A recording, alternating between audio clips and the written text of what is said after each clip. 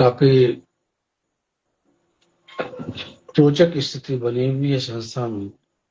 और जो कहीं न कहीं बार-बार मजबूर कर रहा है कि हमारे पुराने साथियों को और जो मुख्य कतार के हमारे AR2 के लीडर हैं, उनको इस वक्त आगे आना चाहिए।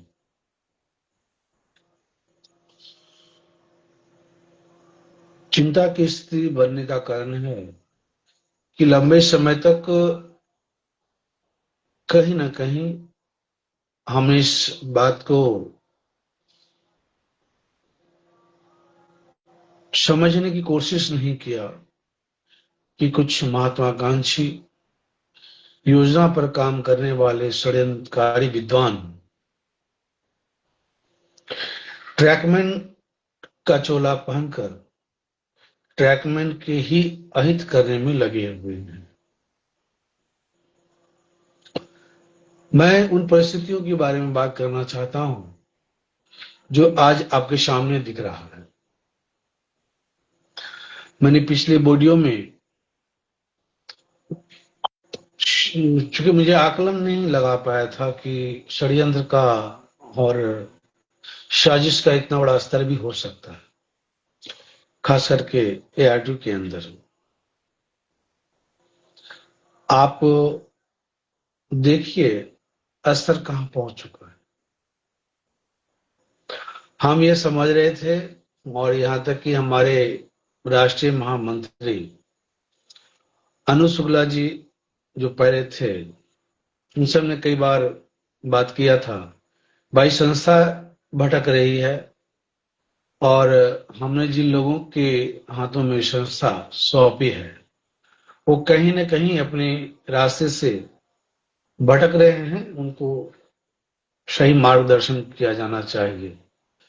उनके द्वारा एक बहुत अच्छी बात कही गई थी, भाई साहब इन लोगों ने जिस घोड़े की सवारी की है इन्हें अभी समझाना मुश्किल होगा। परिस्थितियां जो इन लोग का लागे आगे रखने वाला है, हमें जरूर कहीं न कहीं संस्था के अंदर आकर अपने ही साथियों को समन्वय में लेकर एक बेहतर दिशा में काम करना हो। आज वर्तमान में हमारे कई ऊर्जावान और क्षमतावान पदाधिकारी हैं AR2 में, जिन्हें देखकर, जिनके कामों को देखकर हमें गौरवान्वित महसूस होता है। हम एक जोन की बात करना चाहेंगे, NER। साथियों, इतनी विकट परिस्थिति में भी कम से कम एक NER ऐसा जोन है जो इतिहास को परिवर्तन करने का दम रखा और कहीं न कहीं वो बददम सामने दिखा। उसी ढंग से मैं सेंट्रल रेलवे के बारे में भी बात कहना चाहूंगा। ECR सेंट्रल रेलवे कहने का मतलब पूर्व मध्य रेलवे के बारे में कहना चाहूंगा। पूर्व मध्य रेलवे की ट्रैकमैन भी एकजुट होकर चुनाव में भाग लिए। नतीजा आपके सामने है। NER और ECR दोनों ने AIRF NFIR के छक्के छुड़ा दिए और ये नए शूरवीर सेनाओं ने एक नई और उम्मीद जगाई और इस बात का भरोसा दिलाया कि यदि हम चाहें तो बड़ी से बड़ी परिस्थितियों को अपने हिसाब से बदल सकते हैं, और उन्होंने बदल के दिखाया। साथियों, मैं मूल बिंदु पर आ जाऊं। मेरा उद्देश्य किसी को नीचा दिखाना नहीं है। हमारा उद्देश्य हमारी संस्था को बेहतरीन बनाने की। पर आज जिस मोड़ में संस्था आकर बैठी है, कहीं न कहीं हमें सबों को एक चिंता और एक भय की स्थिति में लाकर छोड़ दिया है।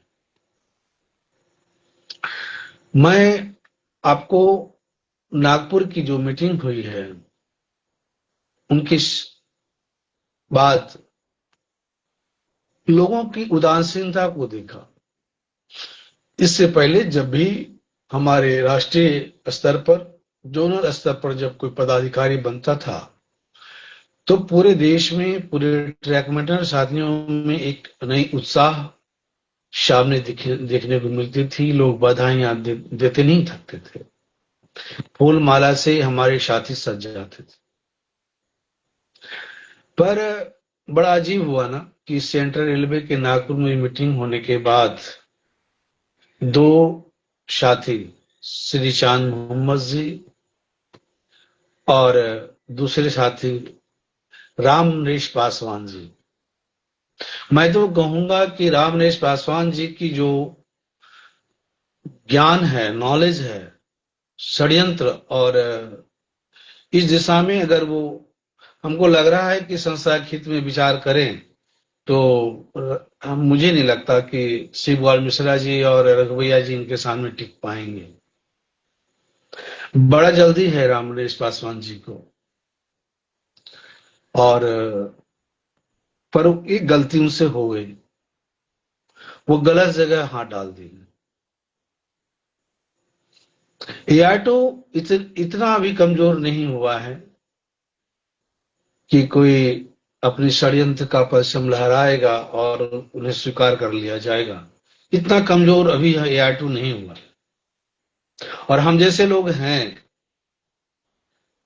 आप ट्रैकमैन में हैं, आप समझ सकते हैं, ट्रैक पर ब्रिज के पास बड़े बड़े ब्रिज देखेंगे, रोड ओवर ब्रिज देखेंगे, दरिया देखेंगे जहां पुल बना हुआ है, वहां एक चेक रेल और गार्ड रेल का इस्तेमाल होता है। क्रॉसिंग के पास जाएंगे तो चक्रेल का इस्तेमाल होता है, गेट के पास जाएंगे तो चक्रेल का इस्तेमाल होता है, बड़े ब्रिज पर जाएंगे तो गार्ड रेल का इस्तेमाल होता है। इसका काम क्या होता है? इसका काम होता है, यह जो बुरे जगह हैं, घटना की संभावना जो जहां ज्यादा है, संभावित जगह है, उस जगह उसको गार्ड करना, उसको चेक करना कि कहीं बड़े दुर्घटना न हो जाए। तो हम जैसे लोग अभी हैं जो कि हमेशा संस्था पर निगाह बनाए रखे, और जब बहुत ज्यादा जोरी हुआ तो बोलना उचित समझे। अब मैं एक वीडियो राम नरेश पासवान जी, चूंकि मेरे बहुत करीब रहे हैं और मैं उनको एक छोटे भाई की तरफ मानता, आज भी मानता हूं, वो अलग बात है। संस्था को लेकर हमें आपसी असामंजस्य की स्थिति बनी है। मैं उनके लिए कहूंगा कि आपको ये जो दुनिया को बताना पड़ रहा है कि आप महामंत्री चुने गए हैं, निर्विरोध चुने गए हैं, एआरटी में कोई दूसरा सूरवीर नहीं था।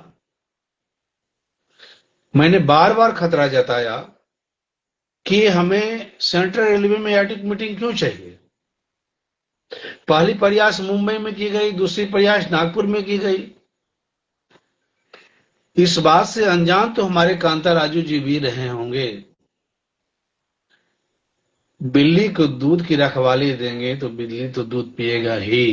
कांता राजू जी, आप बहुत ईमानदार हैं। आपकी दो समस्या है कि आप ईमानदार हैं, और पहला, दूसरा समस्या है कि आपको हिंदी की समझ में थोड़ा सा दिक्कत है।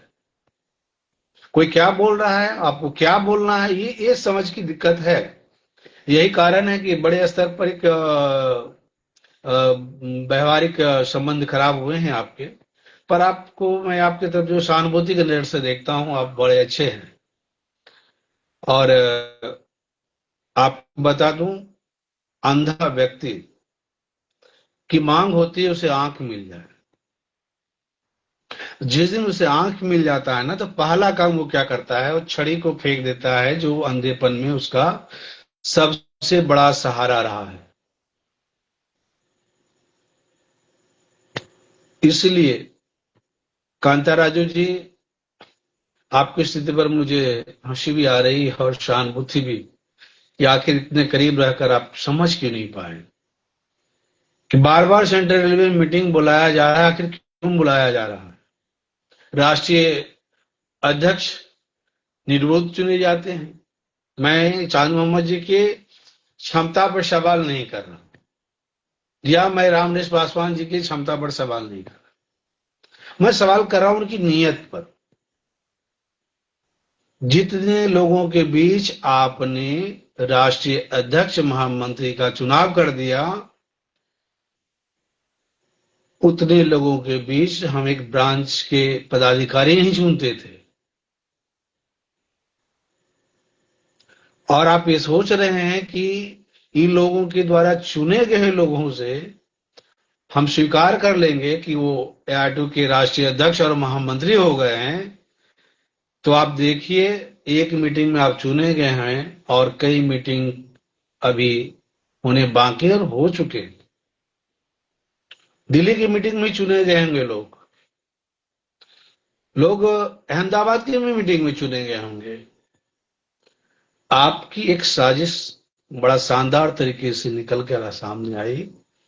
आपका सीआईटू कभी एआईटू तो बना नहीं, पर आप एआईटू राष्ट्रीय महामंत्री जो आप बता रहे हैं मुझे नहीं पता, और मैं तो स्वीकार करूंगा भी नहीं करेगा जब तक नहीं आप अपने साथियों के बीच में आकर साबित कर दें कि आपको स्वीकार किया गया है। वो गिने चुने 8-10 लोगों के बीच की बात मैं बिल्कुल नहीं कर रहा हूं, और ना मैं उनकी जो सम्मान है उस उनके साथ जो है मैं कोई हीन भावना रखता हूं, नहीं रखता हूं। और जो संविधान बार बार आप दिखा रहे हो रामनिवास पासवान जी, मेरे भाई, अकेले इसके लिए, आज की स्थिति के लिए आप जिम्मेवार नहीं हैं।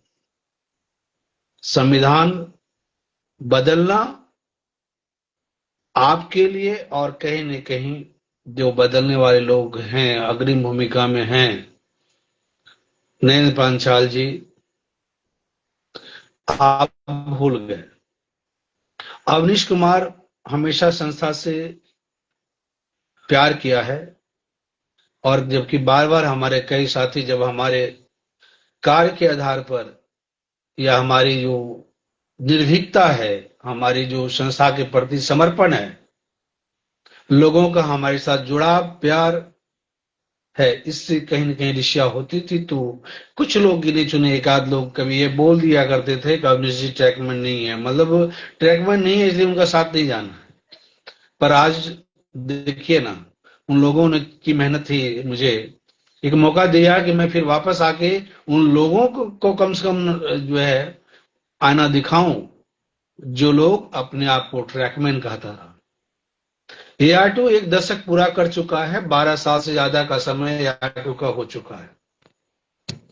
डब्ल्यूआरटी की हिस्ट्री से आप चलेंगे, 12 साल से ज्यादा हम वक्त पूरा चुके हैं। एक दशक से ज्यादा का समय हमारा हो गया है।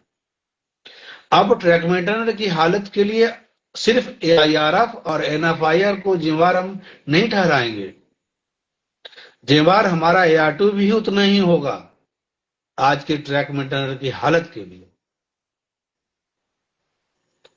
जितने लोगों के बीच में चुनकर रामनिवास पासवान जी अपने आप को संविधान की किताब लेकर बैठे हैं और वो दिखा रहे हैं, आपसे मैं पूछना चाहता हूं, आपने चुनाव के दौरान कितने जोन को अपनी बायोलॉजी कॉपी दिया? कितने पदाधिकारी है जिसके पास आपका बायोलॉजी कॉपी है? जिस प्रकार हमारे समाज में शिक्षा को गरीबों में, दबी कुचली जातियों से छीनकर उसे गुलाम बनाकर रखा गया, आप लोगों ने वही किया। आपने रूट लेवल पर, अपने नीचे लेवल पे आपके साथियों को आपके संविधान की कॉपी नहीं मिली है, लेकिन ट्रैकमैन को न्याय मिले अथवा ना मिले, पूरे देश के ट्रैकमैन साथी, नए महामंत्री हमारे साथी रामनिवास पासवान जी को बधाई दे ना दे, पर मैं आपको बहुत बहुत बधाई दे रहा हूं, और बधाई इस शर्त के साथ कि या तो अब भोपाल के मीटिंग महामंत्री रहते रोक दीजिए, या फिर भोपाल में आकर उन लोगों को विश्वास में ले लीजिए जिन्हें लगता है कि नागपुर का मीटिंग एक छलावा है, एक धोखा है। इतनी बड़ी संस्था और एक भी विरोधी नहीं, राष्ट्रीय अध्यक्ष राष्ट्रीय सचिव के लिए इतने पॉपुलर लोग हमारे सीआईटू में, फिर वो सीआईटू में क्या कर रहा है? तो साथियों, हम किसी की उपेक्षा नहीं करना चाहते, मैं किसी को दुखी करना नहीं चाहता, क्योंकि सीआर2 को भी एआर2 को उतनी ही जरूरत पड़ेगी जितना एआर2 को है, क्योंकि सेंट्रल रेलवे के ट्रैक मेंटेनर भी हमारे भाई हैं और रामनेश पासवान जी भी हमारे साथी हैं। हमें उनको भी साथ में लेकर ही चलना है, उनको विश्वास में लेकर चलना है। उनके साथ जो लोग साथी जुड़े हैं, हो सकता है उनको आज कुछ वक्त के लिए बुरा लगे, पर संस्था जो 2013-14 से मैं जुड़ा था, मैं बता रहा हूं आपको कि इस संस्था से मैं कभी दूर हुआ नहीं। कई साथी हैं वेस्टर्न रेलवे के जो कि अपनी नौकरी तक गवा दिए थे। कई साथियों को कई लंबे समय तक रिमूव फ्रॉम सर्विस रहना पड़ा है इस संस्था को बनाने के लिए। और ऐसी संस्था जिसमें कोई आपके पास ये चुनौती देने के लिए खड़ा नहीं था, और आज आपको खुद से आगे बताना पड़ रहा है कि भैया मैं महामंत्री बन गया। हमारा ट्रैकमैन, हमारा जो संस्था से जुड़े हुए लोग अभी इतने असहाय और कमजोर नहीं हुए जितने आप समझ रहे हैं। इसलिए अच्छा होगा चांद मोहम्मद जी, रामनेश पासवान जी, हमारे पूर्व राष्ट्रीय महामंत्री कांता राजू जी, जिनको तब समझ में आ गई होगी कि आखिर जिन्हें अपना कलेजे का टुकड़ा माना वो कैसे कलेजा निकाल ले गए। नागपुर की मीटिंग में आपको समझ में आ गया होगा, आप भी विरोध नहीं कर सके। खैर, तो मैं मूल रूप से मैं व्यक्तिगत तौर पर यह कहूंगा कि भोपाल की मीटिंग पदाधिकारी बनाने नहीं बनाने को लेकर बिल्कुल नहीं मैं मानता। मैं मानता हूं यदि ट्रैक मेंटेनर की आवाज को जिंदा रखना है, रेल परिवार में अपनी अस्तित्व को बनाए रखना है, यदि आपको अपनी मांग सरकार से मनवानी है, यदि आपको लगता है कि आप समस्या में बावजूद हैं और इसका निजात निकलना चाहिए, तो आपको भोपाल की मीटिंग में आना चाहिए। मैं भोपाल की मीटिंग के लिए बार बार आप लोगों से पैरवी इसलिए नहीं कर रहा हूं कि भोपाल की मीटिंग में बहुत कुछ या ऑर्गेनाइज करने वाले लोग हमने से कोई बात कहा है, पर मैं मानता हूं कहावत है दोस्त का दोस्त दुश्मन होता है। आज जो परिस्थितियां सामने बनकर आई वो क्या बता रहा है? बता ये रहा है कि कहीं न कहीं कांता राजू जी के साथ भी छलावा हुआ है, कहीं न कहीं छलावा नरेंद्र पंचाल के साथ भी हुआ है। तो शुरुआत भी 3 लोगों ने ही किया था। नरेंद्र पांचाल जी, आपको आपकी नैतिक दायित्व याद दिलाना चाहूंगा। हमने आपके अंदर ऊर्जा देखी थी, वो ऊर्जा कहीं न कहीं अपना दिशा भटक गया था, पर मैं एक अच्छे मित्र और एक बड़े भाई के नाते आपसे कहना चाहूंगा, नरेंद्र पंचाल जी, आप भोपाल की मीटिंग में आइए। कांता राजू जी, आप भी भोपाल की मीटिंग में आइए। नवनियुक्त हमारे रामनेश पासवान जी, आप भी भोपाल की मीटिंग में आइए। चांद मोहम्मद जी, आप भी भोपाल की मीटिंग में आइए। मैं देखना चाहता हूं और पूरा देश, पूरा ट्रैकमैन ये देखना चाहता है कि हमारे निर्विरोध चुने जाने वाले पदाधिकारी एआर2 के कैसे हैं। आप अगर एसोसिएशन के नाते में भारतीय रेलवे के सबसे लार्जेस्ट कार्य करने की बात कर रहे हो, तो आपके अंदर आप अपने साथियों के प्रति, जो आपके साथियों के अंदर आपके प्रति असंतोष पनपा है, अविश्वास जगा है, उसे समय रहते ठीक कर दीजिए। हमारे कई युवा साथी ऊर्जा से भरे हुए हैं। मैं उन लोगों के प्रति भावना रखता हूं कि अगर गलत और स्वार्थी व्यक्ति, महत्वाकांक्षी व्यक्ति के ये हाथ में ये ताकत लग गई तो जितनी तेजी से हम उभरे थे, भारतीय रेलवे और भारत के अंदर सबसे तेजी से अगर उभरने वाले उस दौरान की अगर कोई संस्था थी तो all India railway track maintainer थी, जिनकी बुनियादी मांग, बुनियादी जरूरत और बुनियादी हकीकत थी कि उन्हें खुद खड़ा होना हो। तो साथियों, AR2 इतना कमजोर नहीं है कि कोई एक व्यक्ति षड्यंत्र करे और वो सिरमौर नेता बनकर बैठ जाए और आप असहाय होकर देखते रहें। आपको तो कम से कम ऐसे वक्त में जरूर सामने आने चाहिए। आप सभी ट्रैक मेंटेनर्स, मैं तो ये कहता हूं कि आप जितने भी साथी हैं जिन्हें 1% भी ऐसा लगता है, जब आप अपने परिवार में जाते होंगे,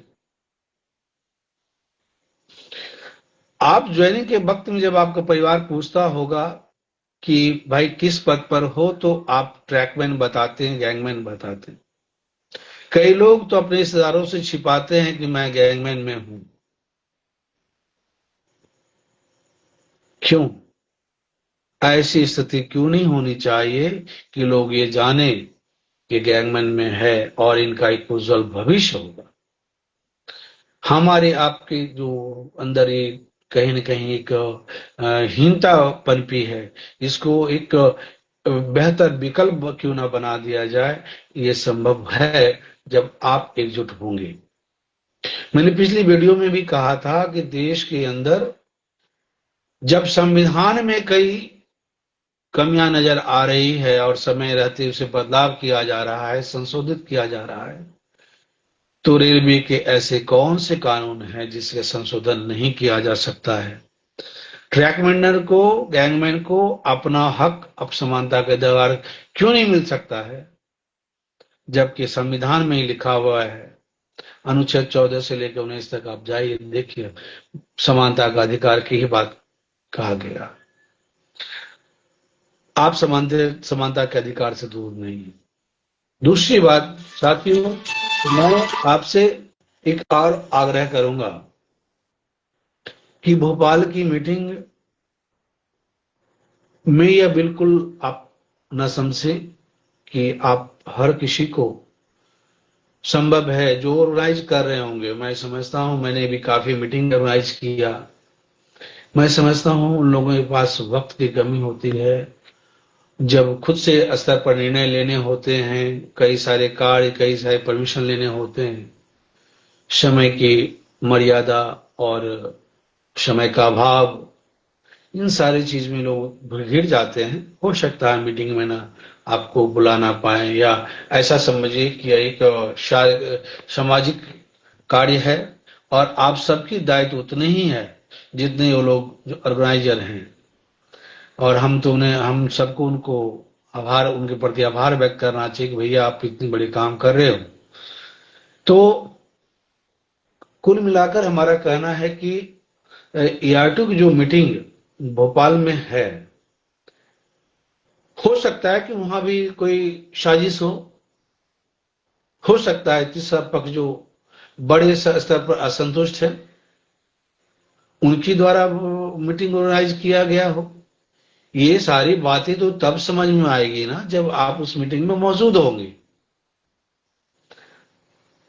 अब हम जैसे नागपुर की मीटिंग को भ्रामक बता रहे हैं या नागपुर की मीटिंग में जो कमियां गिना रहे हैं, ये ऐसा नहीं है।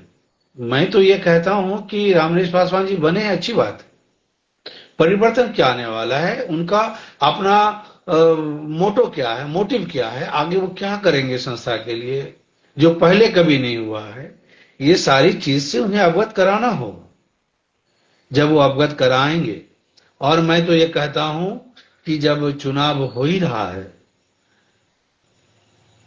तो एक अच्छा बैट्समैन ऑस्ट्रेलिया का पिच और भारत की पिच श्रीलंका के पिच में अंतर नहीं करता।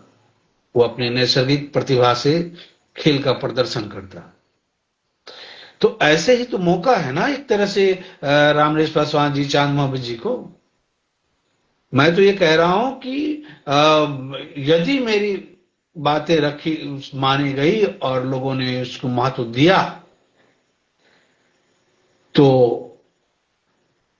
चुनाव होने चाहिए और पूरा मौका दिया जाना चाहिए कांता राजू जी को।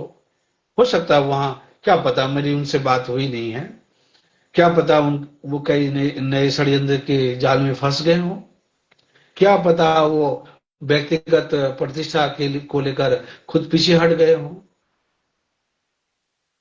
या साजिश का शिकार हुए हों। क्या पता नरेंद्र पांचाल जी साजिश के शिकार हों या बड़े विरोध के स्तर का, क्योंकि आप एक बड़े पदाधिकारी होते हैं तो बड़े स्तर पर आपके विरोधी भी होते हैं, गुट विरोधी का शिकार हो गए हों या उनके प्रति बड़े दुष्प्रचार हुए हों। तो नरेंद्र पांचाल जी, कांताराजू जी और हमारे सीआरटी प्रमुख रामरेश पासवान जी, शान मोहम्मद जी, आप सभी आइए भोपाल में, लोगों का सामना कीजिए। अगर आप इन लोगों का सामना नहीं कर सकते तो आप कैसे ऑटो के पदाधिकारी होंगे, कैसे लोगों के बीच में जाकर आप एकता का बांसुरी बजा पाएंगे। आप सबको भोपाल आना चाहिए। हम समझते हैं समय कीमती है, हर किसी का समय महत्वपूर्ण है, पर आज की स्थिति में संस्था से महत्वपूर्ण कुछ भी नहीं है।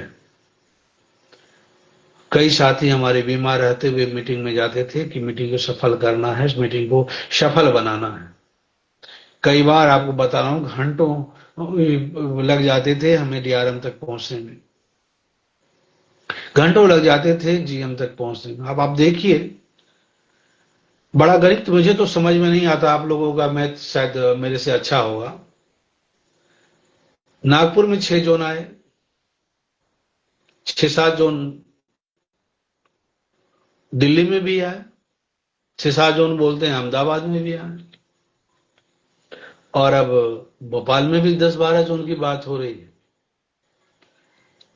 कितने जोन है भारतीय रेलवे में? मेरे से बेहतर आप जानते हैं। भारतीय रेलवे में 17 जोन है। उसमें एक मेट्रो रेल भी आती है जहां एयरटू भी नहीं है। ठीक है, बचा 16 जोन में एयरटू की बातें थोड़ी बहुत छिटपुट हिसाब से है।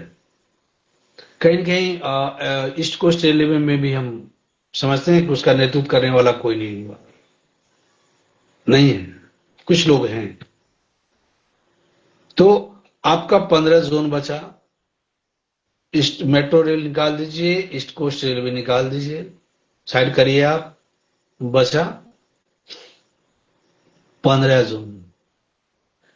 15 जोन में आखिर 6-7 जोन पहुंच जाते हैं नागपुर मीटिंग में, 6-7 जोन पहुंच जाते हैं दिल्ली की मीटिंग में, अब 10 जोन पहुंच जाएंगे भोपाल की मीटिंग में। इतने जोन आते कहां से, मेरे समझ में तो नहीं।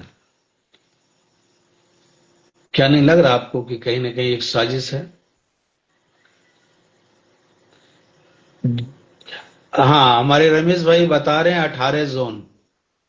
18 जोन में साथी एक बता दूं आपको, लखनऊ को भी जोन का दर्जा दिया गया, आरडीएसओ लखनऊ को। वर्किंग में आप देखेंगे, जब इसको बारीकी से समझेंगे तो 17 जोन ही है आज भी। और जिस जोन की विशाखापट्टनम की बात अगर आप सोच रहे हैं तो अभी उसको विशाखापट्टनम को नहीं मिला है। विशाखापट्टनम को किसी जोन, उसी के जोन का तोड़कर 3 डिवीजन देने की बात करके एक जोन बनाने की बात है, जो अभी तक पूर्णतः पृष्ठभूमि पर नहीं आया। तो 17 जोन ही है, इसमें कोई संदेह की बात नहीं है। और इसलिए मैं कहूंगा, बड़ा अच्छा लगा कि रामरेश पासवान जी आपने मुझे करेक्ट करने की कोशिश किया, पर आप इस पर थोड़ा मंथन कर लीजिएगा। कई जगह ये बताया जाता है कि 68 डिवीजन है आज है वर्तमान में, और इस जोन बच जाने के बाद 71 डिवीजन हो जाएगा। नहीं है, क्योंकि उस 3 जोन को, 3 डिवीजन को मिला के विशाखापट्टनम बनाने की जो बात हो रही है, वो 3 जोड़ दिया जा रहा है। वो नहीं, ऐसा नहीं है, 68 ही है। पर हो सकता है कि गलती तो, या जानकारी तो नए नए आते रहते हैं, हो सकता है कि आप सही हो। तो साथियों देखिए, मैं कुल मिला जुला कर कहना यही चाहता कि हमें रामनिवास पासवान जी की भी जरूरत है। और रामनिवास पासवान जी जब भी, सेंट्रल रेलवे जब भी मुसीबत में आया, जब भी उनके साथ समस्या आई, आज हो ना हो, रामनिवास पासवान जी समझ रहे होंगे कि मैं सब कुछ बन गया, किंग बन गया। उनको भी याद करने की जरूरत है कि सेंट्रल रेलवे जब भी किसी समस्या में आया, तो सबसे आगे बढ़कर अगर कोई साथ खड़ा हुआ, तो वेस्टर्न रेलवे, और वेस्टर्न रेलवे के साथ ही अवनीश कुमार अपने डिवीजन के साथ उनके साथ खड़ा हो। मैं एक नाम और बताना चाहूंगा आपको, जिन्होंने, जिनकी एकता और जिनकी समझ बड़े स्तर पर हमें कामयाबी दिलाया। वेस्टर्न रेलवे के एक नाम है विनोद मीना जी। जब वेस्टर्न रेलवे में भी बहुत सारे उतार चढ़ाव चल रहे थे, तो हमने उनसे मिलकर एक ही बात कहा कि अस्थाई ना कोई दोस्त होता है, ना अस्थाई कोई दुश्मन होता है। हम लोग सिर्फ मीटिंग करेंगे और अपनी समस्या को पदाधिकारियों तक रखेंगे। और देखिए, धीरे धीरे हमारा पूरा वेस्टर्न काम करने लगा और बेहतर काम कर रहा। उसी ढंग से ऐसा क्यों ना हो, कोई व्यक्ति इतनी नफरत के लायक नहीं होता। अगर शरीर में आपकी कोई बीमारी हो जाए, तो उसको उपचार की जरूरत है, ऑपरेशन की जरूरत है। इसके लिए उस व्यक्ति को नहीं फेंक दिया जाता। हाँ, कहीं हो सकती है महत्वाकांक्षा उनके पर हावी हो गई है, तो इस प्रकार का हो जाता है। और आप ऐसे लोगों को त्यागने की जरूरत नहीं है, क्योंकि अगर आप मान के चलिए, आज हम नरेश पासवान जी के लिए नफरत और कुछ पालते हैं, तो वो अकेला नहीं है। उनके साथ कुछ लोग तो जरूर जुड़े होंगे, जो कहीं ना कहीं हमारे लिए समस्या बनेगा। हाँ रमेश जी, 70 डिवीजन की बात है। खैर, इन सारी बातों पर तो अपन आगे चलेंगे, और जब हम लोग काम आगे करेंगे तो सबकी जरूरत तो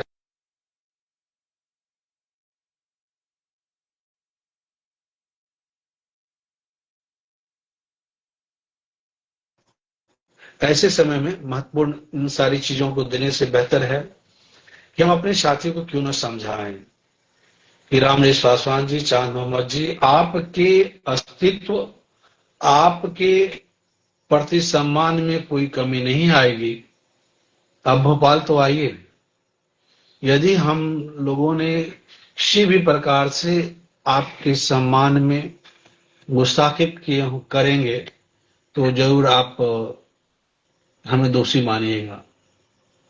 हम तो जानते हैं, हमारा एक एक ट्रैक मेंटेनर साथी AR2 बनने के पहले ट्रैक मेंटेनर की हैसियत बस इतना यूनिट बना के रखी थी कि पोस्टर बैनर लगाएंगे, दरी बिछाएंगे, कुर्सी लगाएंगे, कुर्सी उठाएंगे, खाना बांटेंगे, चाय पिलाएंगे। कम से कम AR2 के आ जाने पर आप इस बात के लिए तो खुद पर गौरवान्वित महसूस कीजिए कि आपके AR2 बनने के बाद शायद ही कोई जोन है, कोई डिवीजन है, जहां ट्रैकमैन को पदाधिकारी बनाने के लिए AIRF और NFIR काम नहीं कर रहा है। हर किसी को मौका देना चाह रहा है, जिसके अंदर एक गुलाम और मजदूर देखा जाता था, आज उसके अंदर बड़े लीडर के रूप में देखा जा रहा है। ये तो आपकी कामयाबी है ना। और हमें रामनिवास पासवान की भी उतनी ही जरूरत पड़ेगी, जो आपको और हमको चकमा देने की कोशिश कर सकता है, दे सकता है। उनकी जरूरत है, जहां उनकी जरूरत होगी उनका उपयोग किया जाएगा। मैं तो यही कहूंगा कि चूंकि रामनिवास पासवान जी को सेंट्रल रेलवे में मैं घूमा हूं ना, वो बंदा मेहनत किया है, सेंट्रल रेलवे में वो मेहनत किया है, स्वीकार करिए इस बात को। और उन्हें जब भी जरूरत पड़ी मैं उनके साथ भी रहा, और कहिए तो मैं जब तक मुंबई में रहा तो हमारा एक पैर अगर वेस्टर्न रेलवे में रहता था तो दूसरे पैर सेंट्रल रेलवे में रहता था। बहुत मेहनत किया वो आदमी। वो अलग बात है कि वो रास्ता भटक गए हैं, ऐसे लोगों को जगह पर लाइए ना, क्यों नफरत करना किसी से। यही लड़ाई लड़ते रह गए तो लंबा समय निकल जाएगा और आपकी अगली पीढ़ी आपको सिर्फ गाली देगा। तो जरूरत है, आप में से कई साथी का सीधा संबंध मेरा भी है, पर आप लोग भी उन लोगों से बात कीजिए, सकारात्मक चर्चा करिए। क्योंकि मैं भोपाल के लिए ही क्यों बोल रहा हूँ, इसलिए कि अभी एक प्रस्तावित मीटिंग और आखिरी मीटिंग भोपाल ही है। अब दूसरी मीटिंग आप विचार करेंगे, आप तैयार करेंगे, तब तक काफी लंबा समय बीत जाएगा। और मैं कहता हूं आने वाला अगला चुनाव, भले ही आपको 5 साल से ज्यादा का समय दिख रहा होगा, मुझे नहीं दिख रहा।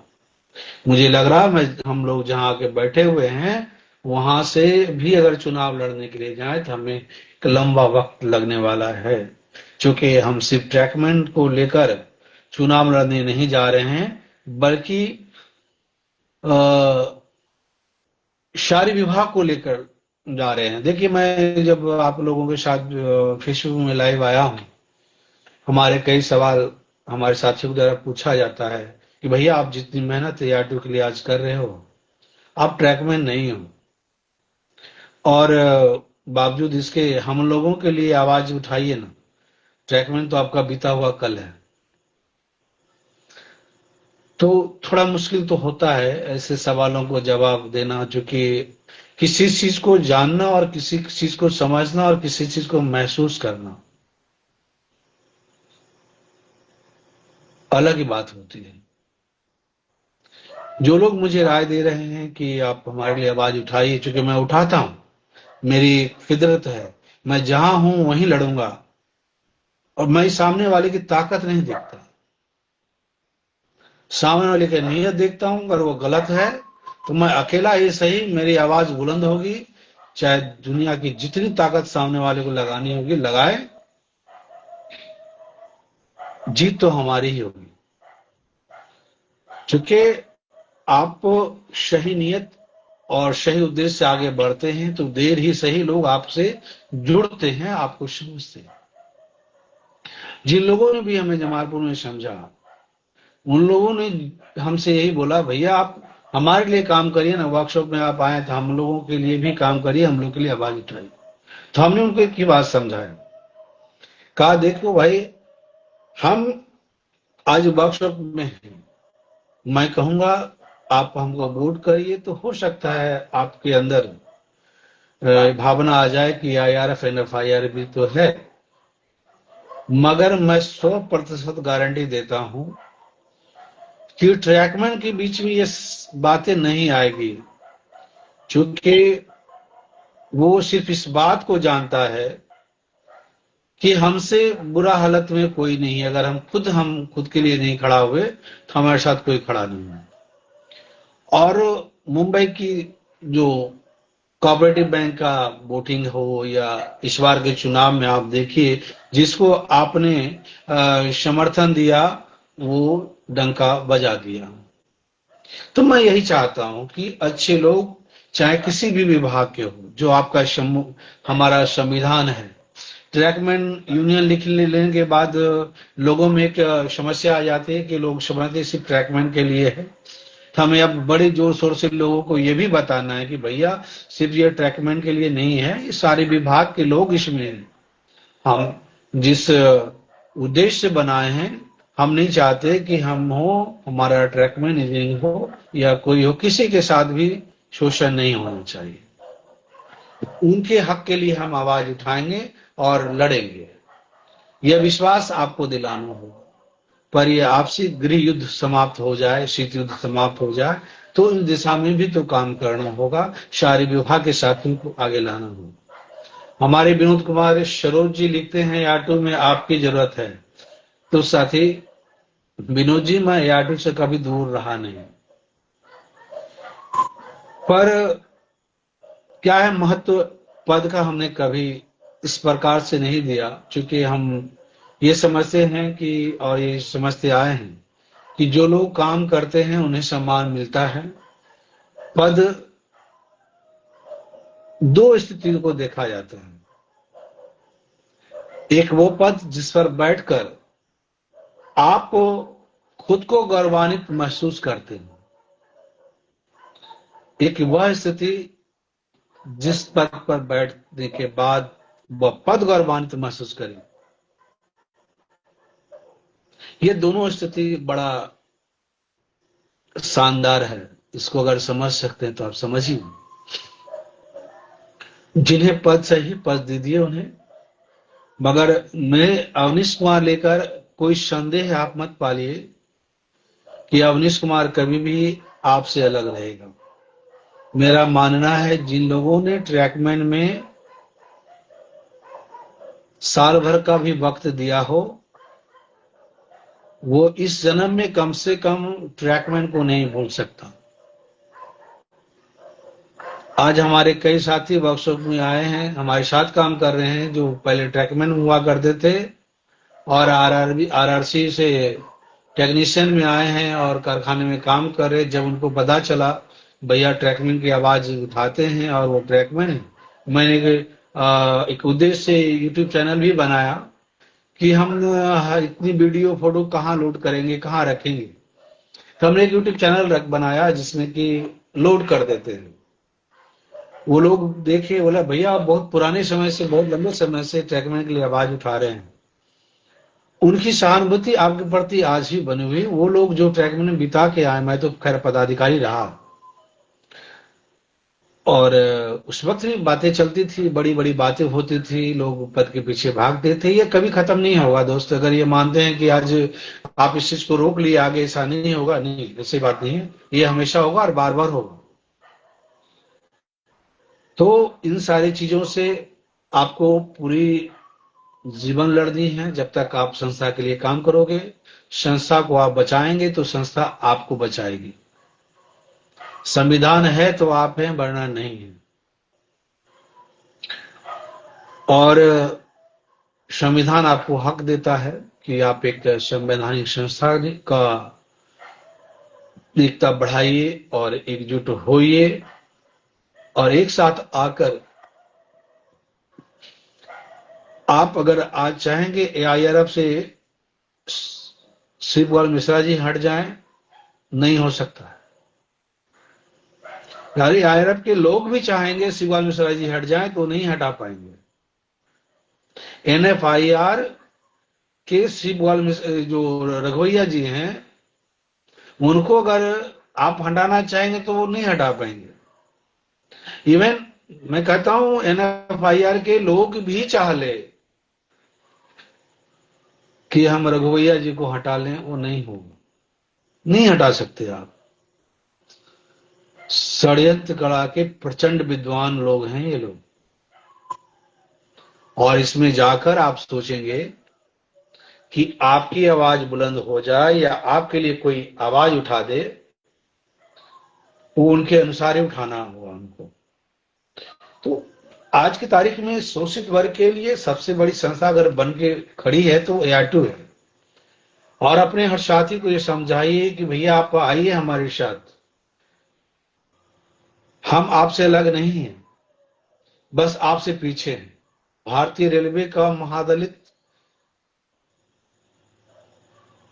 किसको बोला गया, कौन बोला?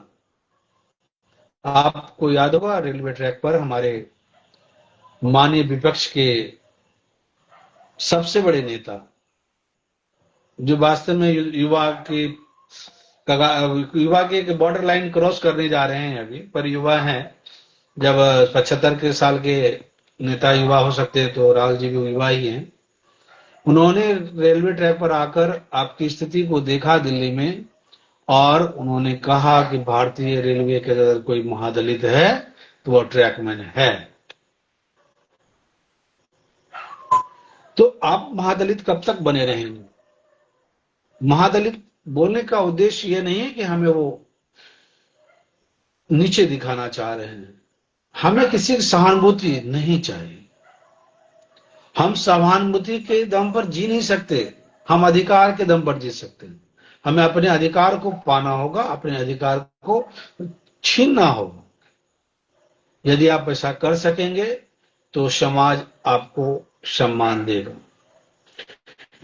जाति की बात आ गई तो मैं आपको बताऊं, जब आप बहुत ताकतवर पद पर आ जाते हैं या बहुत सक्षम हो जाते हैं, धनी हो जाते हैं, या भारत के अंदर कोई बड़े गौरवान्वित पद पर बैठ जाते हैं, तो आपकी जातीयता पीछे छूट जाती है।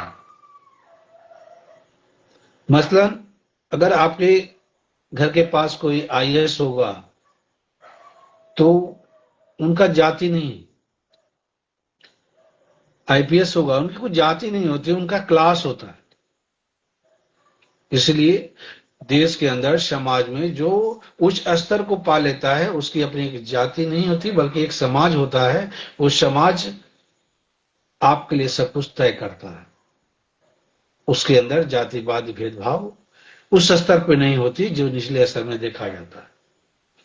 तो साथियों, कुल मिला जुला कर मैं यही कहना चाहता हूं कि रामनिवास पासवान जी का मैं वीडियो देख रहा था और बार बार वो इस बात को मनवाने की कोशिश कर रहे थे कि जिस प्रकार से दिल्ली का मीटिंग भ्रामक मीटिंग है और उसी प्रकार से भोपाल का भी मीटिंग भ्रामक है, तो मैं मानता हूं भ्रामक नहीं। दूसरी बात उन्होंने कहा कि वो एजीएम नहीं है। आज एक बंदा जो सीआरटी में है, एआरटू का नाम नहीं लिया अपने जोन में कभी, एआरटू के लिए कभी कोई पोस्टर बैनर नहीं बनवाया। वो व्यक्ति अचानक राष्ट्रीय महामंत्री बन जाता है। तो आप लोग उनसे रिक्वेस्ट करिएगा कि जब तक वो बने हैं, खुद भी बलक बात है वो कैसे बने क्या बने, वो अपनी जगह है, खुद को मान तो रहे हैं ना। हमें भी खुशी इस बात की, वो अपने आप को एआरटू का महामंत्री मान रहे हैं, खुशी है। वो कहिएगा अपने बैनर पे एआरटू लिखे, सीआरटू क्यों लिखे, बिना एआरटू। तो महामंत्री जिस तारीख से अपने आप को घोषित किए हैं उस तारीख से वो एआरटू लिखेंगे, सीआरटू ना लिखे। अगर ऐसा लिखते भी हैं तो पहले कहिए कि वो एआरटू पहले लिख दे और सीआरटू उसको बगल में लिखे, और वो लिखे समर्थित। एआरटू से कोई लिखित समझौता नहीं। जब चुनाव में सीआरटू को छोड़ दिया गया था तो वो पहली फ्लाइट से भागे थे दिल्ली से मुंबई, क्योंकि उन्हें लगा था अरे सीआरटू लड़े मैं तो लड़ूं।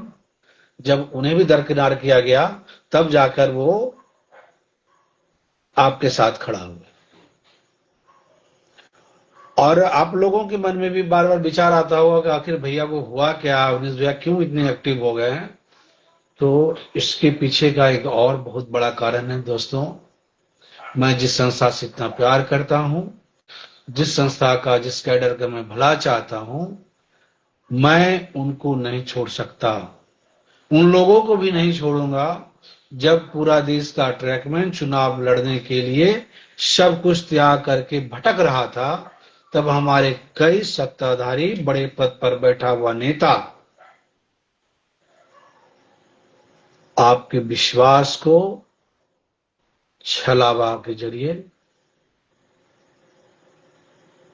व्यवसाय में बदलने की प्रयास कर रहे थे। उन लोगों तो मैं माफ नहीं कर सकता, क्योंकि हमने इस संस्था को खड़ा करने के लिए आप सभी पूरे देश के साथ ही जुड़े हैं। आप खुद से तय करिएगा। मैंने किसी भी व्यक्ति से ये नहीं बोला कि मुझे रजिस्ट्रेशन करा के दोगे तो मैं तुम्हारे मीटिंग में आऊं। जिसने भी किसी बुलाया, मैं अपनी क्षमता से आपको बता दूं, एक बार हमारी 7 मीटिंग तय हुई थी। मैं मुंबई में था और जाना था लास्ट गुवाहाटी तक। मैं मुंबई से रजिस्टर नहीं मिलने के बाद, चूंकि 7 मीटिंग थी और मैं किसी को आज तक टिकट बनाने नहीं बोला, ये हमारी प्रवृत्ति रही है, और मुझे टिकट मिल भी नहीं पाया। तो आप सोचिए, मैं और अनुज शुक्ला जी, जिसे मैं आज भी बहुत सम्मान और प्यार से उनका नाम लेता हूं, हम दोनों एक दूसरे के परछाई की तरह संस्था के लिए काम कर रहे थे। वो नहीं भी जाना चाहते थे, मैं घसीट घसीट के उनको अपने साथ लेकर जाता था कि नहीं, आपको चलना है और ये मीटिंग में जाके अपनी संस्था का विस्तार करना है। मुंबई से हम लोग चले बिना रिजर्वेशन के, 1800 से लगभग 2000 किलोमीटर तय करके हम क्यूल पहली मीटिंग किए थे। क्यूल के पास जमालपुर के रास्ते में हमारा घर पड़ता है, जहां सिर्फ एक दिन, रात और एक दिन बिताया मैं और अनुशोला जी अपने घर पर। उसके बाद बिना रिजर्वेशन के हम लोग गुवाहाटी चले गए। बारसोई मीटिंग हुई बिना रिजर्वेशन के। बारसोई के बाद हम सिलीगुड़ी गए, सिलीगुड़ी मीटिंग की। सिलीगुड़ी मीटिंग करने के बाद गुवाहाटी मीटिंग। उसके बाद अनुशुक्ला जी को हमने छोड़ दिया। अनुशुक्ला जी वहां से अहमदाबाद की मीटिंग के लिए निकल पड़े और बाकी मीटिंग मेरे पर रखा गया कि आप करके आएंगे। आप बताइए, बिना रिजर्वेशन के हम धनबाद मीटिंग किया, धनबाद मीटिंग करने के बाद पटना का मीटिंग किया। इस प्रकार से कुल 7 मीटिंग बिना रिजर्वेशन के, और पटना के बाद हमने जो है कोशिश किया कि रिजर्वेशन ले लिया जाए। दोस्त, अफसोस मैं इतना सक्षम नहीं था और ना टिकट की व्यवस्था थी। हम मुंबई बिना रिजर्वेशन के ही पहुंच गए। 15 दिन की छुट्टी, 1 दिन घर पर, और पूरा सफर, खाना पीना, रहना सहना खुद के पैसे से। मैं आज आपसे उसकी कीमत नहीं मांग रहा हूं। मैं आज बताकर आपको आपका सराहना या आपकी सहानुभूति का शिकार होना नहीं चाहता। मैं आपको वो निष्ठा बताना चाहता हूं कि आखिर वो लोग जो हम जैसे लोग थे, काम कर रहे थे, क्या हमारा उद्देश्य ऐसे लोगों को स्थापित कर देना था जिसका लक्ष्य पद पर बैठकर माला पहनना और बड़ी बड़ी बातें करके आपको गुमराह करता है। ईस्टर्न रेलवे में जब चुनाव की पहली मीटिंग हुई थी, हमारे बारे में हमारे किसी साथी ने कहा जाता ना कि जब आप किसी को नहीं जानते हैं और आपके बारे में कोई नहीं जानता, तो कोई व्यक्ति अगर आपके बारे में अफवाह भी फैला दे तो वो तुल पकड़ लेता है। ईस्टर्न रेलवे के एक बेहतर साथी, मैं उनके प्रति हिंसा नहीं रखता, पर उन्होंने जो किया, आसनसोल के अंदर मीटिंग रखा गया जहां बड़े समर्थन के साथ निर्विरोध अवनीश जी को जनरल सेक्रेटरी चुना गया था। लेकिन किसी व्यक्ति को पद चाहिए था, उन्हें हमारे संस्था से मतलब नहीं थी, पद चाहिए था। उन्होंने कुछ ऐसी सी बातें कही, तो खास करके वो उनका कहना था मैं ट्रैकमैन नहीं हूं। और पता नहीं कैसे कैसी बातें की, पता नहीं। हमारे कई साथी को ये बता भी नहीं था अवनीश जी के बारे में जो बोला जा रहा है या बोल रहे हैं लोग। उससे पूछिए उनका उद्देश्य क्या है। अंततः वो व्यक्ति एक छोटी सी मीटिंग बुलाता है, जैसा हमारा नागपुर में मीटिंग हुआ। 2-4 लोग मोबाइल पर, व्हाट्सएप पर आए और कहा अवनीश जी आप पद छोड़ देते तो अच्छा था। जबकि हमने उस मीटिंग में ही कह दिया था कि अगर एक व्यक्ति भी हमारे विरोध में, और हर मीटिंग में मैं कहता हूं, इसलिए कहा था मुझे पद चाहिए नहीं। वजह क्या कि मेरे विरोध में अगर एक व्यक्ति भी खड़ा हो गया तो मेरा मानना है उस संस्था में पद पर बने रहने का कोई औचित्य नहीं बनता।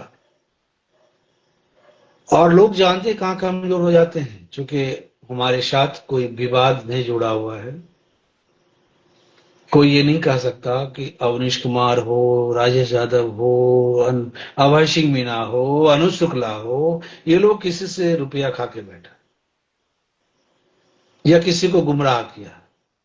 यही हमारी ताकत है। और आप लोगों का प्यार भी अगर मिल पाता है, आप लोग जो अपने ही शादी से भिड़ जाते हैं, उसके कारण यही है कि आप लोग हमसे प्यार करते हैं, और प्यार करने का उद्देश्य सिर्फ यही है कि अब व्यक्ति के ऊपर ना तो कोई आज तक कोई आरोप लगा है, ना कोई लगा पाया है। तो साथियों, हम ईस्टर्न रेलवे को साथी से भी नफरत नहीं करते, बहुत प्यार करते हैं उनको। जब भी कभी तकलीफ होगी तो वो पता नहीं, शायद उनको अंदाजा भी नहीं होगा, सबसे पहला व्यक्ति अवनीश कुमार जाके खड़ा होगा उनके साथ। क्योंकि हमारा एक भी भाई अगर तकलीफ में दिखा और उस वक्त मैं सारी जरूरतों को पीछे छोड़कर मैं भाग जाता हूं, तो मैं आगे भी उनके साथ वैसा ही करूंगा। तो साथियों, आप लोग भी काफी व्यस्त हैं, और इस समय में भी अगर आप हमसे जुड़े हुए हैं, जिसके लिए हमारा आपके प्रति आभार है। और बंद कमरे में पदाधिकारी तय होने नहीं चाहिए, मेरा निचोड़ यही है। जैसे आप लोग नागपुर के पदाधिकारी को मानने के लिए तैयार नहीं है, और कोई भी खुल के पेपर में आ चुका है, जो पेपर तो उनके शायद लगता है घर पे ही छपता है कि क्या पता नहीं, कुछ भी लिख देते हैं। मैं पढ़ रहा था, उसमें तो कई मतलब लाइन मिस्टेक था, वर्ड मिस्टेक था। तो क्या लिखते हैं, क्या समझते, पता नहीं। कई लोग, ये हमारा फायदे का भी चीज है। मैं ये कह दूं, अगर सोशल मीडिया में, प्रिंट मीडिया में अगर कोई धमाल मचाया है, तो चांद मोहम्मद से ज्यादा कोई समय नहीं दिया इसमें। उससे संस्था को बहुत फायदा पहुंचा है, इसलिए उनकी कोशिश को मैं दरकिनार नहीं करता हूं, या न तो उनको मैं झुटलाना चाहता हूं। उनकी मेहनत काम आई। जैसा कि मैंने पहले भी बताया कि दुर्योधन कर्ण को जब मदद कर रहा था, तो कर्ण को यह नहीं पता था कि इस एक मदद की वजह से उनको अपने ही भाई के सामने तलवार लेकर खड़ा होना पड़ेगा, अपने भाई का गर्दन काटने के लिए उतरना होगा। नतीजा, उनके पास सारे विद्वान बुद्धि होने के बावजूद भी वो हार हुआ, उनकी शिकस्त हुई, मौत हुई। इसलिए आप कुछ न बन पाए तो एक अच्छे इंसान बने रहें, मेरा तो यही मानना है। और आप एक अच्छे इंसान बना रहेंगे तो आपको किसी से लड़ने की जरूरत नहीं पड़ेगी, लोग आपके लिए लड़ेंगे। किसी ने गलती से हमारा वीडियो पर लिख दिया था कि सभी चोर हैं, उनका इशारा नागपुर की मीटिंग को लेकर था। तो हमारे ही एक साथी ने पूछ दिया कि अवनीश भैया चोर हैं क्या? तो बोले नहीं नहीं, नागपुर की मीटिंग में सभी चोर हैं आए थे। नहीं, ऐसा नहीं है, ऐसा नहीं। हम नागपुर में आए हुए सारे साथियों को नहीं जानते। हो सकता है वो भी उस चीज को समझने की कोशिश कर रहे होंगे कि जो बुलाया गया वहां हो क्या रहा है। हो सकता है कि आ, उनको इस बात की जानकारी नहीं होगी जो परिणाम सामने आया। मैच के पहले तो आपको नहीं पता होता कैच कौन लेगा और विकेट कौन लेगा। तो मैच के बाद ही आप कोई आकलन पर उतरते हैं, तो शायद वो साथी लोग भी सही आंकड़ा और आकलन पर आ जाएंगे। तो किसी के लिए इस प्रकार की भाषा का इस्तेमाल हमारा साथी नहीं करे, कम से कम हमारा ये आग्रह है। और यदि कोई मुझे गाली भी दे रहा है तो यार मैं महत्वपूर्ण नहीं। मैं बार बार कहता हूं, मैं महत्वपूर्ण नहीं हूं, महत्वपूर्ण है संस्था। कोई अगर मुझे गाली देके खुश होता है ना, होने दीजिए ना, क्या फर्क पड़ता। जिस देश में गांधी जी को लोग गाली देते हैं और उनके चरण की धूल के समान भी हम तो नहीं है, हमारी कोई हैसियत नहीं है उनके सामने। और हम जैसे लोगों को अगर कोई गाली दे रहा है तो समाज सेवा करने वाले लोगों को कौन बचाए यार, सभी को गाली पड़ता है। नेतागिरी एक ऐसा रास्ता है जो एक पेशा बन चुका है। मैंने कहा था ना, इस वीडियो में कि यदि राजनीति की पुरुषों ने जो है वेश्याओं को भी मात दे दिया है, तो राजनीति के पुरुष जो है वेश्या को मात दे चुका है।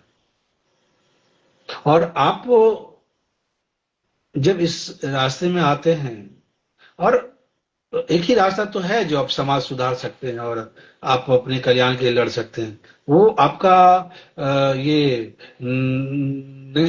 जो राजनीति, हर कोई नेता के सामने हाथ जोड़कर खड़ा हो जाते हैं, लेकिन जब वो चुनाव में उतरता है तो लोग गाली देते हैं। आज आप बताइए कि हमारे देश के प्रधानमंत्री माननीय नरेंद्र मोदी जी, हर कोई उनसे मिलने के लिए बेचैन है, क्या वो नेता नहीं? तो जिस चीज से समाज निर्णय लेता है उससे आपको बुद्धिजीवी लोग दूर रखते हैं, उनको बताया जाता है ये पेशा गलत है। तो आप उन सारी चीजों में मत पड़िए, आपको अपने विवेक से निर्णय लेने होंगे। यदि हमारे भीमराव अंबेडकर साहब आज संविधान बनाकर नहीं रखे होते तो ना आपका AR2 होता, ना आपका कोई अधिकार होता, और हम कहीं न कहीं अपने ही लोगों के गुलाम होते। इसीलिए मिला जुला कर स्थिति यही है, जो लोग हमारी संस्था, हमारी कैडर, हमारे भावना के साथ खिलवाड़ करना चाहते हैं, उन्हें समझाने की जरूरत है। नफरत करने की उनसे जरूरत बिल्कुल नहीं है। कोई भी व्यक्ति अपने दूसरे साथी को अपशब्द ना कहें। कई लोग रामनिवास पासवान जी के लिए बहुत सारे अपशब्द कहें, हो सकता है, गुस्सा के आपके जायज कारण हो सकते हैं, पर इस प्रकार से प्रतिक्रिया का आप मत दीजिए। हम नहीं चाहते कि हमारा एक भी साथी हमसे अलग हो। उनके अंदर कोई असंतोष फैली है या उनके अंदर कोई महत्वाकांक्षा आई है, समय रहते उसे ठीक किया जाएगा। इसका मतलब थोड़ी है नफरत करके आप क्या हासिल करते हैं, एक और दुश्मन बना लेते हैं। और हमेशा मैं कहा हूं कि एक बार दुश्मन तो चल जाएगा। हमें वो लोग अपना दुश्मन मानते होंगे जो कभी मेरा नाम लिए बगैर शांत नहीं होते थे, थकते नहीं थे, वो भी हमें दुश्मन मानते होंगे। परिस्थितियां अलग है, क्योंकि जब वो मुझे सही लगा मैं उनके लिए आवाज उठाई, आज मुझे वो गलत लग रहे हैं मैं उनके विरुद्ध में आवाज उठा रहा हूं। मुझे किसी व्यक्ति से इस प्रकार ना कोई दुश्मनी है ना दोस्ती है। मैं चाहता हूं लोग हमें दुश्मन कहे, मुझे अच्छा लगेगा, मुझे सम्मान महसूस करूंगा मैं, पर कोई गद्दार ना कहे, इसका मैं ख्याल रखता हूं। और आप लोग भी ख्याल रखें इस बात का। दुश्मन का काफिला जितना बड़ा होगा आप उतने बड़े हो जाएंगे। कौन चाहता है कि ट्रैकमैन का संस्था बन जाए? कौन चाहता है ट्रैकमैन ताकतवर हो जाए? कोई नहीं चाहता।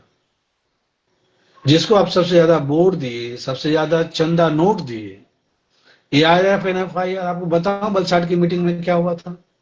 200 से ज्यादा लोग मीटिंग में आए थे जब शुरुआती दौर में हम थे। RBF को भेजकर लोगों ने जो है मीटिंग को रद्द करवाने का प्रयास किया।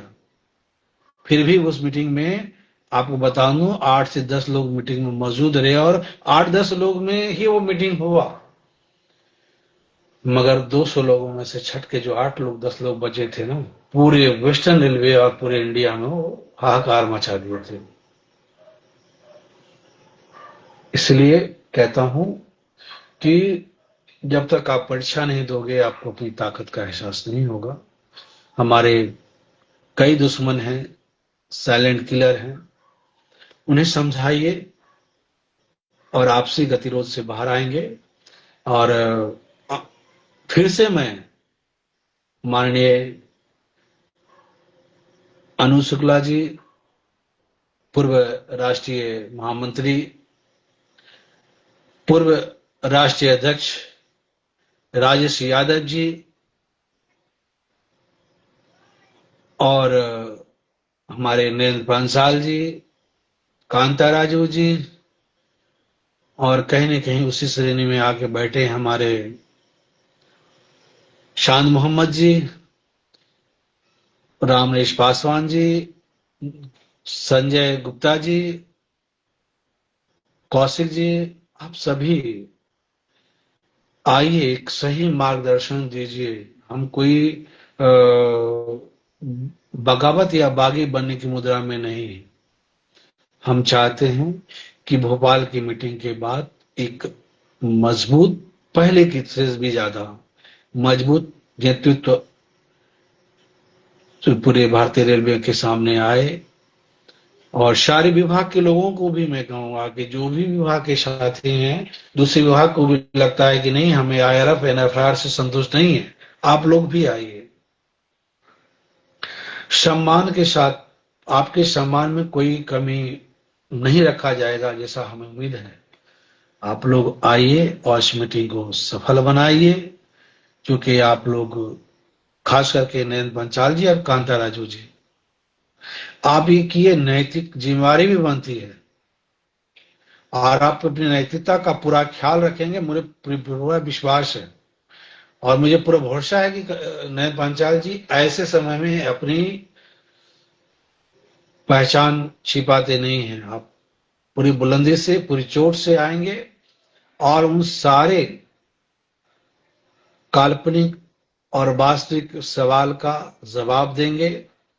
और मैं दावे के साथ कहता हूं कि अगर वहां चुनाव हुई तो फिर से आप हों, कांता राजू जी हों, या राजेश यादव जी हों, अनु शुक्ला जी हों, जो भी साथी अपना नॉमिनेशन देना चाहेंगे कि नहीं, मैं फिर से अपने आप को आप लोगों को साबित करना चाहता हूं, मैं चुनाव में भाग लूंगा। सारे पद का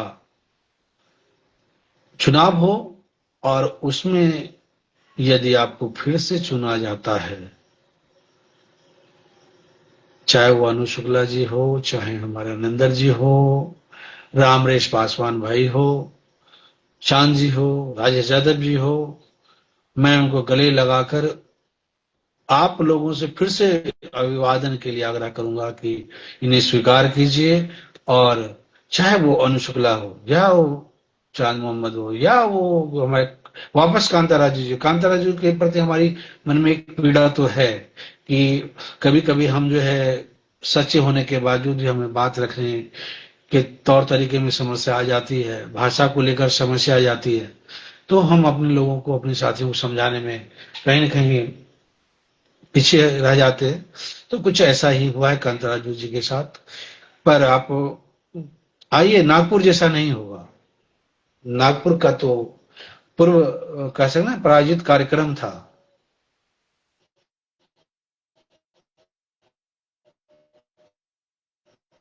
आपको जैसे सेंट्रल रेलवे के महामंत्री दुबे जी को फेंक दिया गया, मालूम है उसमें दुबे जी की कम्युनिकेशन गैप की वजह से, इनकी कई गैप की वजह से कई लाभ उठा के ले गए हैं लोग। जब वक्त बुरा चल रहा हो तो आपको एग्रेसिव होना होगा। मैं बहुत भला और अच्छा इंसान मानता हूं दुबे जी को। और यदि उनको किसी बात को लेकर पीड़ा हुई है तो उसका भी समय रहते समाधान किया जाएगा। तो राम प्रकाश दुबे जी सेंट्रल रेलवे का एक गद्दावर और बहुत ही ताकतवर लीडर रहे हैं, जो कि सीआरटू के रजिस्ट्रेशन में अपनी पूरी ताकत झोंके और सीआरटू बनाने की ताकत झोंके। पर जो समस्या कांताराजू जी के साथ था, वो समस्या लगभग उनके साथ भी है। जैसे हम तो कहते हैं, समय की आग में जलकर वो भी परिपक्व हो गए होंगे। और आप सभी परिपक्व साथी जमा होइए। हमें एक मजबूत संस्था चाहिए, तानाशाह नेता नहीं। और आप लोग आकर देश को एक मजबूत नेता दीजिए, जिसके प्रति हर कोई आभार और ऋणी व्यक्त करे। आपका पीढ़ी, आने वाला कम से कम आपको गुलामी की अवस्था में नहीं छोड़ेगा। मैंने कहा ना, गुलामी की जंजीर न टूटे तो पैर काट लो पर आजाद जियो।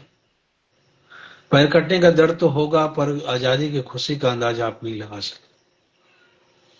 इसीलिए आप हर साथी का नैतिक जिम्मेदारी बनती है कि आप भोपाल की मीटिंग में आइए। हो सकता है कि आपको वहां पर आगे, हो सकता है कि आप ये मानकर चलिए, ये हम सबकी दायित्व है उस मीटिंग को सफल बनाने की। खाना मिले ना मिले, पानी मिले ना मिले, जब हम लोग बरसों तक संस्था में अपने जरूरतों के पैसे से काट कर संस्था को बड़ा करने का काम किया, तो क्या आप लोग अपने जरूरतों के हिसाब से, अपनी जरूरतों के पैसे से कुछ पैसा खुद के लिए, संस्था के लिए लगाकर एक मीटिंग नहीं अटेंड कर सकते? मुझे उम्मीद है कि आप सभी अटेंड कर सकते हैं। आप आइए और एक मजबूत और ऐतिहासिक पीढ़ी देकर जाइए रेलवे के अंदर, जो कि 16 अप्रैल 1853 का जो गैंगमैन था आज वहीं आकर पड़ा हुआ है। इतना वक्त में तो यार आदि मानव भी मानव बन जाता है, तो आखिर हम इतने पीछे क्यों? हमारी महिला ट्रैकमैन किसके ओर देखे जब उसका भाई उसके लिए नहीं लड़ रहा है? उसका भाई खुद अपने लिए लड़ रहा है, उसका भाई पद के लिए लड़ रहा है। किससे उम्मीद करे? उस सुपरवाइजर से जो आपको चैन से काम करने नहीं दे रहा, उनको करने देता होगा।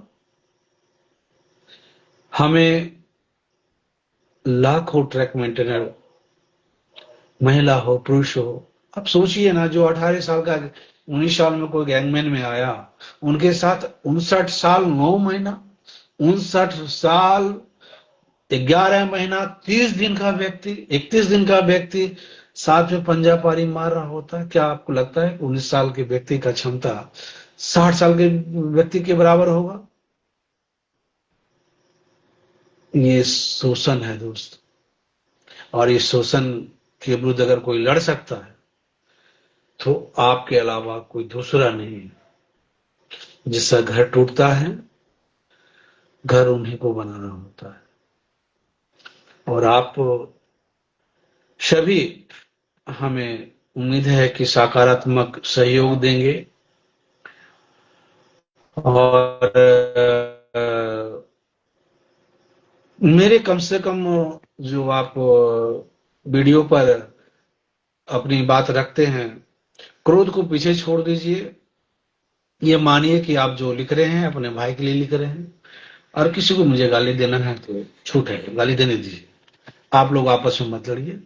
आप लोग कम से कम अपशब्दों का इस्तेमाल मत करिए। पिछले आपने देखा होगा कि हमने एक वीडियो रामनेश पासवान, वीडियो नहीं सॉरी, फोटो था रामनेश पासवान जी के साइड से ही उठाया था, उनके फेसबुक से उठाया था। हालांकि हमको लगा कि वो बेहतरीन फोटो में सेफ होगा, पर उनसे ही वो नाराज हो गए कि मेरा पता नहीं क्या क्या धमकी दे रहे थे। यार नहीं करना चाहिए सर, रामनेश जी धमकी उनकी मत दीजिए। मेरा जन्म हुआ है बिहार के मुंगेर में। देश का शायद ही कोई कांड ऐसा होगा जिसके लिए मुंगेर से कम से कम व्यवस्था नहीं जाता होगा। ठीक है ना, समझ गए होंगे मेरी बात को। हम कमजोर नहीं है, लेकिन जब वो ताकत अपने भाई पर ही दिखा दे, भाई पर दिखाने के लिए मजबूर होना पड़े, तो वो ठीक नहीं। फिर वो मैं जगह छोड़ देता। मुझे अपने भाई से लड़के कुछ हासिल होता है तो नहीं चाहिए। आप मेरे करीब और कुछ दिन रह लेते ना तो शायद इस वक्त बातें नहीं कर पाते। खैर कोई बात नहीं, कभी कभी इंसान दुष्टाच की तरह हो जाता है, ये जानते हुए कि उसका पुत्र दुर्योधन गलत है, तो भी उसका साथ देता है। दुष्टाच अंधा था या नहीं था मुझे नहीं पता, पर उसने जो भी काम किया वो अंधा व्यक्ति भी नहीं करेगा। तो कम से कम मर्यादा का ख्याल रखिए रामराज जी। हम तो काफी ख्याल रखते हैं, अपने छोटे भाई को भी नहीं चाहते दुखी करें, और कभी किसी बात को अगर मेरी बातें से कोई दुखी हो जाते हैं तो मैं आपको बता रहा हूँ कि मैं खुद से उसे पश्चाताप भी करता हूँ। अलग बात, मैं हाथ जोड़ के खड़ा नहीं हो पाता उन लोगों के पास, क्योंकि काफी दूर दूर लोग होते हैं। पर अगर कभी ऐसा होता है तो मुझे माफी मांगने में देर नहीं होती। आप धमकी नहीं देना चाहिए आपको, वो भी सोशल मीडिया में दे रहे हैं, आपको पता है ना। इसमें आपके भी कई साथी भाई परिवार जुड़े होंगे, मुझसे भी कई मेरे साथी परिवार जुड़े होंगे, मुझसे भी कई लोग प्यार करने वाले होंगे, आपसे भी कई लोग प्यार करने वाले होंगे। नहीं, धमकी मत दीजिए, गलत बात। और जो प्यार बना है वही बना रहे। हमारे महादेव कुमार जी, भैया जी, बड़ा आपसे बहुत लगाव है हमारा। हम ये कहेंगे कि अगर ईस्टर्न रेलवे में अगर हम आज की तारीख में कुछ बेहतरीन लोगों को अपने करीब मानते हैं तो उसमें हमारे महादेव जी भी हैं। और महादेव कुमार जी से हमारा लगाव इस स्तर पर है कि अगर वो बंदा उम्र में भी शायद हमसे छोटे होंगे, उनकी बात मैं आगे से मानूंगा। आप जो कह रहे हैं कि भैया जी बाबा नगरी में बैठक होना चाहिए, देवघर में सही शंखनाद होना चाहिए। देवघर में ही यही शंखनाद होगा। भारतीय रेलवे का हिस्सा हमारा देवघर भी है। और मैं आपको भी कहूंगा महादेव जी, आपके पास क्षमता और कह सकते हैं कि संस्था के प्रति प्यार कम नहीं है। आगे निकलना है, सिर्फ पूर्व रेलवे तक सीमित नहीं रहना है। मैं तो कहूंगा कि आगे का सोचिए और हम सब मिलकर बाबा की नगरी से ही शुरुआत करें। आपका ही इच्छा का हम पालन करेंगे और हम चाहेंगे कि बाबा की नगरी, चूंकि ईस्टर्न रेलवे में आता है जैसे शिरडी देवघर, जहाँ कई ऐतिहासिक मीटिंग पहले हमारे कई दिग्गज साथी जो विभाग भी बदल गए हैं और अभी वर्तमान में अभी भी मौजूद हैं, निराला भाई, उनको मैं कैसे भूल सकता हूँ। निराला जी वो व्यक्ति हैं जो ईस्टर्न रेलवे को आज AR2 दिया है। और भी कई साथी हैं जो शुरुआत तो अच्छा नहीं किए थे, पर अब भी हमारे बहुत प्यार से और हम लोग आपस में मिलकर काम करते हैं और यही नीति होनी चाहिए। तो महादेव जी धन्यवाद। आप और हम सब मिलकर एक नए इतिहास की ओर आगे बढ़ें, एक ऐसा इतिहास रचें जो हमें जो मिला है वो हमारे आने वाले पीढ़ी को नहीं मिलेगा। इस बात का हम सभी को कसम खानी चाहिए कि आपसे सक्षम पीढ़ी अब नहीं मिलने वाला है। आप एक सक्षम पीढ़ी हैं। आप अंबेडकर साहब कहते थे, शिक्षा शेरनी का वो दूध है जो पिएगा वो दहाड़ेगा। अब आप हमारा ट्रैकमैन अब ये नहीं कह पाएगा कि हम अशिक्षित थे इसलिए हम नहीं लड़ पाए। ये सब बहाना नहीं चलने वाला। आप संविधान को समझते हैं, यादव को संविधान कैसे नहीं समझ सकते? जो इंसान देश के संविधान को समझ रहा हो तो अब आप आगे निकल के पूरी ताकत से, यदि जरूरत पड़ी तो मैं खुद को भी झोंक दूंगा आपके आजादी की लड़ाई में। बस साथ तो आपको ही देना होगा। आप लोग साथ देंगे और मैं ये बार बार कहूंगा, पद पर बनकर ही सब कुछ किया जा सकता है, जरूरी नहीं है। मैंने कहा ना, रेल जो दिल्ली तक जा रही है उसको बीच बीच में चक्रेल और गार्डेल मिलता है जो खतरे से उसको मारता रहता है और दिल्ली सफर पूरा कर देता है। उसी चक्रेल और गार्डेल में समझ लीजिए कि मैं थोड़ी दूर में हूं पर इतना जोर हूं कि आपको बड़ी दुर्घटना से बचाता रहूंगा।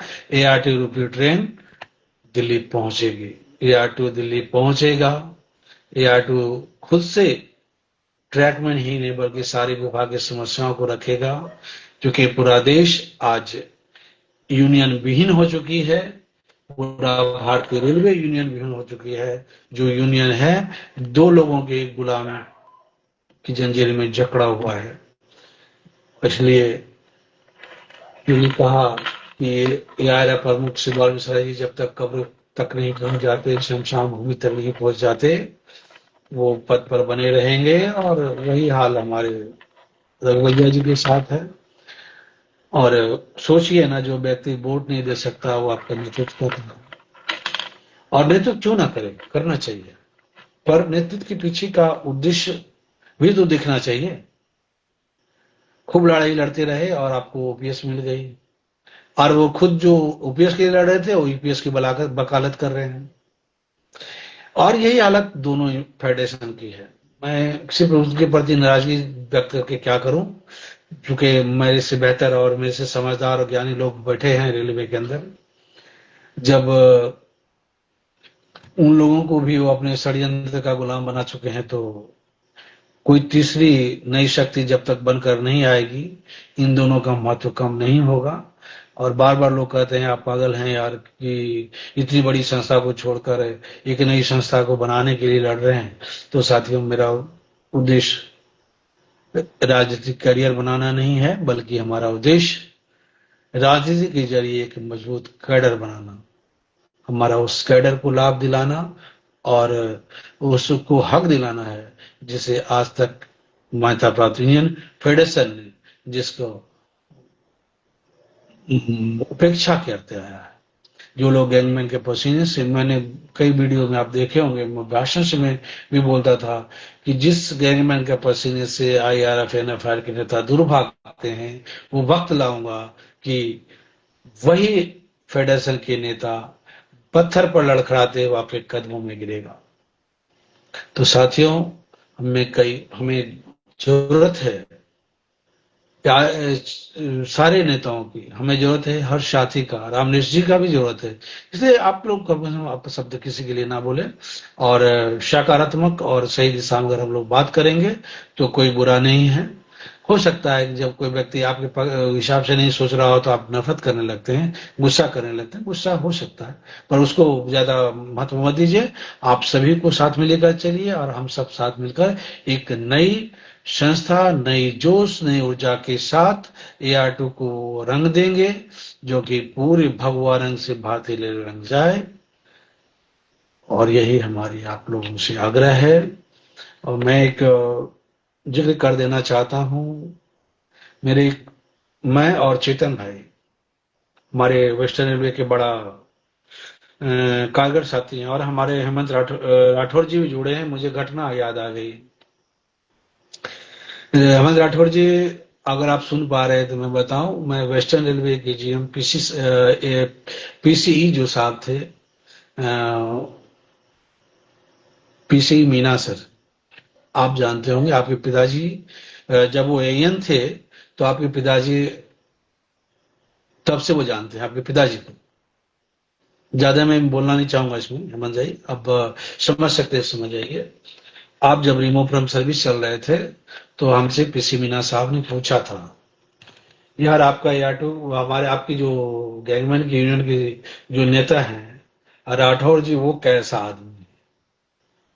आप वहां नहीं थे, आप हमारी संस्था से जुड़े भी नहीं थे, AR2 के हिस्सा नहीं थे आप। मगर आप यकीन मानिए, उस मीटिंग में मैं, चेतन भाई और मुंबई डिवीजन के अध्यक्ष स्वर्गीय प्रदीप भोईट जी थे। हमने उनको यही बोला कि वो जो लड़ाई लड़ रहे हैं, एक साथ AIRF और NFIR से दुश्मनी मोल ले लिए, और वो व्यक्ति बार बार आपके पास आकर अपनी बात नहीं रख पाएगा, जबकि बार बार AIRF NFIR के नेता आपके पास मिलकर अपनी बात को रख सकेगा। वो व्यक्ति, वो दोनों फेडरेशन का, यूनियन का दुश्मन हो सकता है, पर गैंगमैन के लिए वो लड़ रहा है और उसकी सजा उसे मिली है। तो राठौर जी, बड़ा अच्छा लगा उनको आपके बारे में वो अनसुनी कहानी जानने को मिला, जबकि बहुत कुछ हम भी नहीं जानते थे आपके बारे में। पर मुझे इतना पता चला था कि आप नागपुर की घटना के दौरान या किसी घटना में आपको सर्विस किया गया, और शानदार उनसे मैं यही बोला, तो आपके बारे में, आपके पापा के बारे में बता रहे थे कि वो उनको जानते हैं। तो साथियों, तो कहने का मतलब यह है कि हम किसी को जाने अथवा ना जाने, अगर कभी मौका मिले तो हम उसकी भलाई के बारे में सोचें। यही सोच आपको महान और बेहतर बनाएगा। और ये प्यार है आप लोगों का कि आज मेरे विभाग बदल जाने के बावजूद भी, वो अलग बात है, आज संविधान हमारे पक्ष में बना हुआ है याडू का, लेकिन आज तक मैं जुड़ा रहा और आगे भी जुड़ा रहूंगा। आप लोगों का प्यार, आप लोगों का साथ हमारी वो सपने को साकार करेगा जो अभय सिंह मीणा ने देखा, जो अनु शुक्ला ने देखा, जो राजेश यादव जी ने देखा, जो हर एक ट्रैकमैन का सपना है, जो मेरा खुद का सपना है, वो आप लोगों के प्यार और एकता के दम पर सच होगा, वो धरातल पर उतरेगा। आप लोग अपना साथ दीजिए। धन्यवाद। आपका भाई अवनीश कुमार। धन्यवाद।